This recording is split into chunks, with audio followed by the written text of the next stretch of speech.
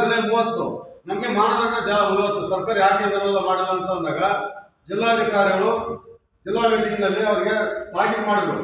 ನೀವು ಡಿಸೆಂಬರ್ ಒಳಗೆ ಆಗಿವತ್ತು ಜಾಮೀನು ತರಿಸಿ ಸ್ವಾಮಿ ನಮ್ಗೆ ಇವಾಗ ವಿಭಾಗ ಬಗ್ಗೆ ದುಡ್ಡಿಲ್ಲ, ಬ್ಯಾಳ ಮಾಡೋಕ್ಕೆ ದುಡ್ಡಿಲ್ಲ, ದುಡ್ಡಿಲ್ಲ, ಇದನ್ನ ನಂಬ್ಕೊಂಡಿದ್ದೀವಿ. ನಾವು ಸಾಲ ಮಾಡಿ ನಾವು ಬೆಳೆಗೆ ಕಟ್ಟಿದ್ದೀವಿ, ಬ್ಯಾಂಕ್ ಜಮಾ ಮಾಡಿದ್ದೀವಿ. ಈಗ ನಮಗೆ ರೈತರಿಗೆ ಯುಗಾದಿ ಒಳಗಾಗಿ ನಮಗೆ ಬ್ಯಾಂಕಿಗೆ 22 ಫೆಬ್ರವರಿ ಒಳಗಾಗಿ ನೀವು ಬೆಳೆ ವಿಮೆಯನ್ನು ಹಾಕಿಸ್ತಾ ಇದ್ರೆ ನಾವು ಮಾರ್ಚ್ 2ನೇ ತಾರೀಕು ಚಳ್ಳಕೆರೆ ತಾಲೂಕು ಕಚೇರಿ ಮುಂದೆ ಒಂದು ಉಪವಾಸ ಸತ್ಯಾಗ್ರಹ ಮಾಡ್ತೀವಿ ಅಂತ ನಾವು ಸರದಿ ಉಪವಾಸ ಸತ್ಯಾಗ್ರಹ ಮಾಡ್ತೀವಿ ಅಂತ ಜಿಲ್ಲಾಧಿಕಾರಿಗಳ ಒತ್ತಡ ಕೊಟ್ಟಿವಿ. ಈಗ ಜಿಲ್ಲಾಧಿಕಾರಿಗಳು ತಕ್ಷಣವೇ ಅವರಿಗೆ ದೂರವಾಣಿ ಮೂಲಕ ಮಾತಾಡಿದ್ರು. ಇನ್ಸೂರೆನ್ಸ್ ನಂಬರ್ ಮತ್ತು ಜಾಂಡೇರಲ್ಲಿ ಬೆಂಗಳೂರು ಇನ್ಸೂರೆನ್ಸ್ ಕಂಪನಿಯವರಿಗೆ.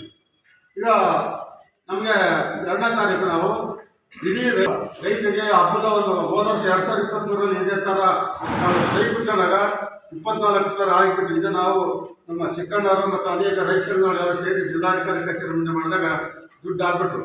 ಅದೇ ರೀತಿಯಾಗಿ ಇವತ್ತು ನಾವು 22ನೇ ತಾರೀಕು ಒಳಗಾಗಿ ಬೆಳೆ ವಿಮೆಯನ್ನು ರೈತರಿಗೆ ಬ್ಯಾಂಕ್ ಅದಕ್ಕೆ ಆಗದೇ ಇದ್ರೆ ಮಾರ್ಚ್ 2ನೇ ತಾರೀಕು ಸೋಮವಾರ ಚಳ್ಳಕೆರೆ ತಾಲೂಕು ಕಚೇರಿ ಮುಂದೆ ಉಪವಾಸ ಸತ್ಯಾಗ್ರಹ ಮಾಡ್ತೀವಿ. ಇವತ್ತು ತಮ್ಮಲ್ಲಿ ನಾವು ಸರ್ಕಾರಕ್ಕೆ ಒತ್ತಾಯ ಮಾಡ್ತೀವಿ.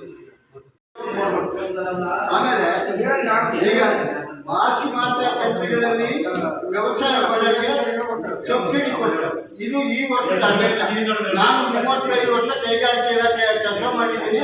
ಅಲ್ಲಿ ಕೊಟ್ಟು ನಮ್ಮ ರೈತರು ಕೂಡ ಸಹಾಯಧನ ಕೊಡ್ಬೇಕು. ಈ ಸಿದ್ದರಾಮಯ್ಯ ಕೊಡ್ತಾರ ಎಲ್ಲ ಬೆಳೆಗಳಿಗೂ ಕೊಡ್ತಾರೆ. ನಮ್ಮ ಹಕ್ಕೊಟ್ಟು ಕಾಯ್ದೆಯಲ್ಲಿ ಇದನ್ನು ಮಂಡಿಸ್ಬೇಕು.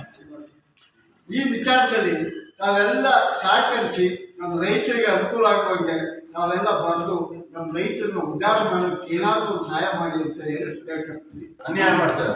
ಹಂಗಾಗಿ ಈ ರೈತರಿಗೆ ಏನು ಅನ್ಯಾಯ ಐತೆ ಅದನ್ನ ರೈತ ಅನ್ಯಾಯ ಮಾಡೋದ್ರ ಮುಖಾಂತರ ಇವತ್ತೇನು ಚಳ್ಳಕೆರೆ ತಾಲೂಕು ಕಚೇರಿ ಮುಂದೆ ಇವತ್ತೇನು ಪ್ರತಿನಿತ್ಯನೂ ಏನೋ ಧರಣಿ ಸತ್ಯಾಗ್ರಹ ಉಪವಾಸ ಸತ್ಯಾಗ್ರಹ ಮಾಡ್ತೇನೆ ಅಂತ ಹೇಳಿದ್ರೆ ಅದು ನಿರಂತರವಾಗಿ ಆದರೆ ಮಾತ್ರನೇ ರೈತರಿಗೆ ಅನುಕೂಲ ಆಗುತ್ತೆ.